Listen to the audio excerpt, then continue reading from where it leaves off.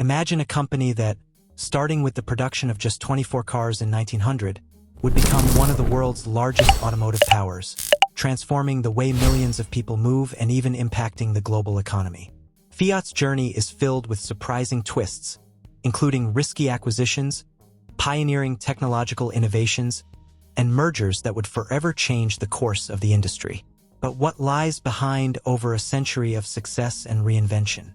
The history of Fiat is the chronicle of one of the world's largest automobile manufacturers and an essential part of Italian industrialization. Founded in Turin, Italy on July 11, 1899, Fiat, whose full name is Fabbrica Italiana Automobili Torino, was born from a vision of Giovanni Agnelli and other investors to create a car that could be mass-produced in the country. Italy was in the early stages of its industrial modernization, and Fiat aimed to lead this movement, becoming a symbol of Italian ingenuity and innovation. In its early years, the company operated on a small scale. The first Fiat car, the 3.5 HP, was produced in 1900, with only 24 units manufactured that first year. The car had a modest two-cylinder, 697 cubic centimeters engine, with a top speed of 35 kilometers per hour.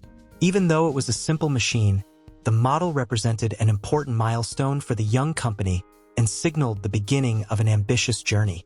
In the following years, Fiat began to grow rapidly. With technical innovation, they launched the Fiat 24 HP in 1902, a racing car that quickly caught attention for its power and performance, helping to consolidate the brand's reputation. Giovanni Agnelli, who would be the chief architect of Fiat's growth, had a clear vision that mass production was the future, drawing inspiration from Henry Ford and American industrialization.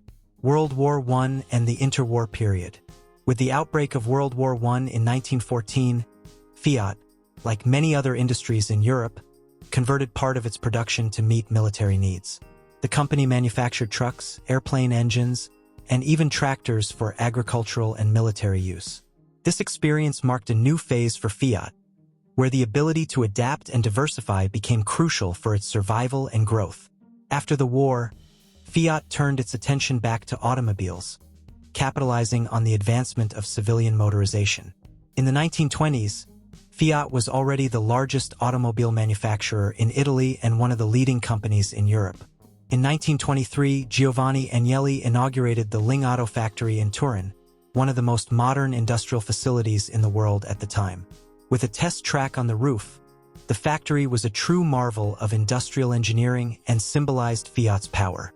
Mass production of cars was beginning to take shape, and the Fiat 501 became popular throughout Europe. In the 1930s, Fiat introduced the Fiat 500 Topolino, a compact and affordable car that would soon become one of the brand's icons. The Topolino was designed for a broad audience, allowing ordinary Italian families to purchase a car for the first time. This focus on accessibility and efficiency would continue to be a central pillar of Fiat's philosophy in the following decades. World War II and Reconstruction. With the onset of World War II, Fiat once again adapted its production to support the military effort. During the conflict, Fiat's factories were severely damaged by Allied bombings, and the company was forced to halt much of its civilian production. When the war ended, Fiat faced the immense challenge of rebuilding its facilities and rising from a war-devastated Italy. However, this phase of difficulties also brought opportunities. In the post-war period, Italy desperately needed to rebuild, and the government encouraged the growth of the automotive industry as part of the economic recovery.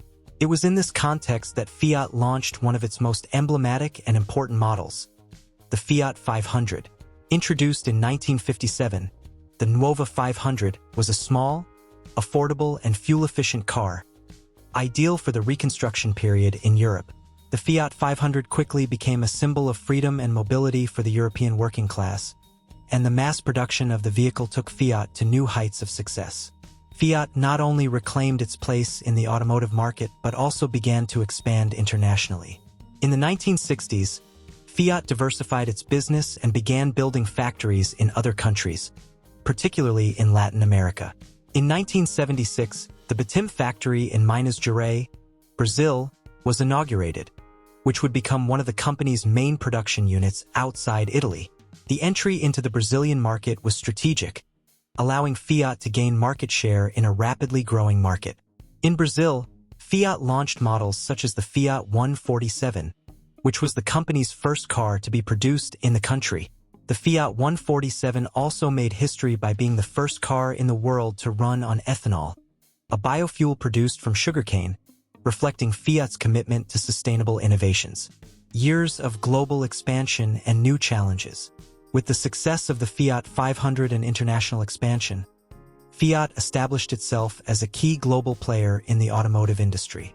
During the 1960s and 1970s, Fiat continued to launch popular models, such as the Fiat 124, which won the Car of the Year award in Europe in 1967, and the Fiat Uno, launched in 1983, which became one of the company's best-selling successes. However, in the 1980s and 1990s, Fiat faced significant challenges. Growing globalization and competition from Japanese manufacturers, which offered reliable and efficient vehicles at competitive prices, pressured Fiat to restructure its operations.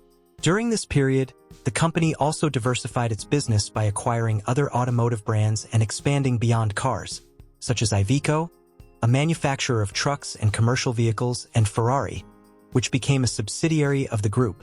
Despite the difficulties, Fiat continued to innovate. In the 1990s, it launched the Fiat Punto, a compact car that achieved great success throughout Europe. However, the company still struggled to regain its profitability and maintain its prominent position on the global stage. The Fiat Chrysler era. The 21st century brought new transformations for Fiat. The company went through a financial crisis in the early 2000s but found new life in 2009 when it acquired a majority stake in Chrysler, one of the leading automobile manufacturers in the United States.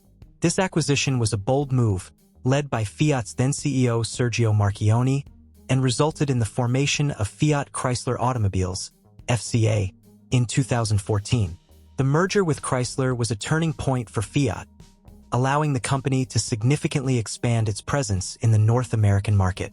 Under the FCA umbrella, Fiat now controlled iconic brands such as Jeep, Dodge, and Ram, in addition to its own line of vehicles.